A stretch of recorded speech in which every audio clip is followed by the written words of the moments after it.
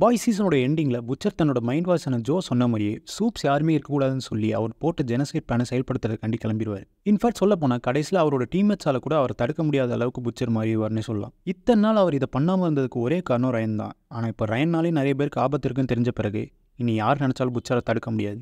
So பேசிக்காக இந்த வீடியோவில் நம்ம பாய்ஸ் டீமோட எண்டிங் காமிக்கில் எப்படி இருந்துச்சுன்றதை பார்ப்போம். அப்படியே நம்ம போடுற கண்டென்ட்லாம் உங்களுக்கு பிடிச்சிருந்துச்சுன்னா சப்ஸ்கிரைப் பண்ண மறந்துடாதீங்க.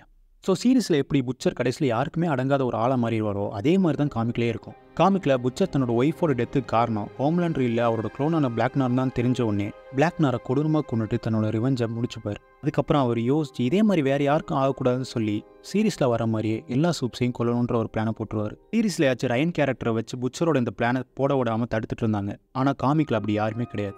அதே மாதிரி சீரிஸில் வர மாதிரி வைரஸ்லாம் இந்த காமிக்கில் கிடையாது. காமிக்கில் புச்சரோட பிளானை கிட்டத்தட்ட நம்ம அமேசிங் ஸ்பைடர்மேன் 2ல் வர மாதிரி தான். ஒரு பெரிய கிளாஸ் கவுடை ரிலீஸ் பண்ணி அதில் இருக்க கேஸ் இன்ஜெக்டாக இருக்க எல்லாரையும் உள்ளேருந்து கொள்கிற மாதிரி ஒரு டிசைனாக இருக்கும். ஸோ இதை செய்கிறதுக்கு புச்சர் ப்ரொஃபஸர் ஓகில்பாமை பிடிச்சி வச்சு டார்ச்சர் பண்ணி ஒரு வழியாக அதை செஞ்சு எடுத்துருவார். இந்த ஓகில்பாமை சீரிஸில் ஒரு வாட் சயின்டிஸ்ட்டாக ஒரு எபிசோடில் காட்டியிருப்பாங்க.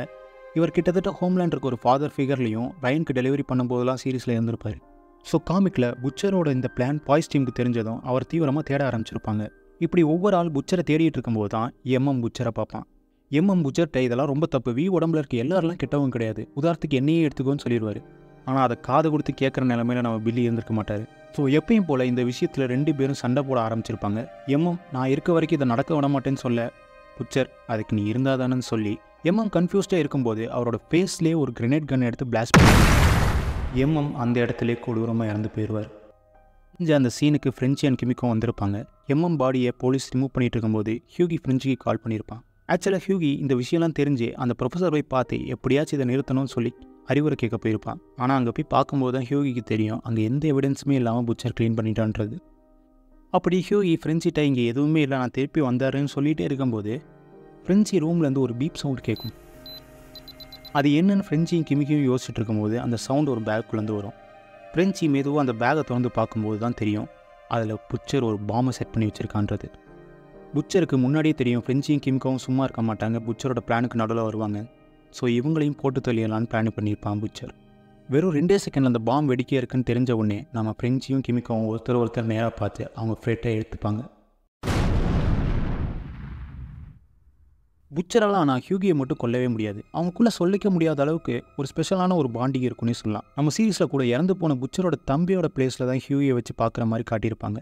ஸோ இதெல்லாம் முடிஞ்ச பிறகு ஹியூகி இதெல்லாம் நினச்சி ஃபீல் பண்ணிவிட்டு ரூமில் தனியாக இருக்கும்போது ஒரு சிஐஏ ஆப்ரேட்டர் ஹியூகிக்கு கால் பண்ணி புச்சர் எம்பயர் ஸ்டேட் பில்டிங்கில் என்ன பண்ணிகிட்டு இருக்கான் கேட்கும்போது தான் ஹியூகிக்கு புச்சரோட பிளானே ஞாபகம் வரும். எம்பயர் ஸ்டேட் பில்டிங் தான் அங்கே இருக்கிறதுலே ரொம்ப ஹைட்டான பில்டிங். ஸோ அங்கேருந்து தான் புச்சர் அவனோட பிளானை செயல்படுத்த போகிறான்னு சொல்லி ஹியூகிக்கு தெரிய வரும். ஸோ உடனே அந்த இடத்துக்கு வேகமாக கிளம்பி போயிருப்பான் ஹியூகி. என்னதான் பெருசாக ஹியூகிக்கு தைரியம் இல்லாட்டியும் இந்த பாய்ஸ் டீமில் இருக்க அவன் ஃப்ரெண்ட்ஸை கொன்னதுக்காண்டி புச்சரை எதிர்த்து நின்றுப்பான் ஹியூகி. இப்படி புச்சரை அடிக்க போகும்போது ஹியூகி தவறி போய் பில்டிங்லேருந்து கீழே விழுந்திருப்பான். பட் அந்த சமயத்தில் புச்சர் அவனை விடாமல் பிடிச்சிருப்பான்.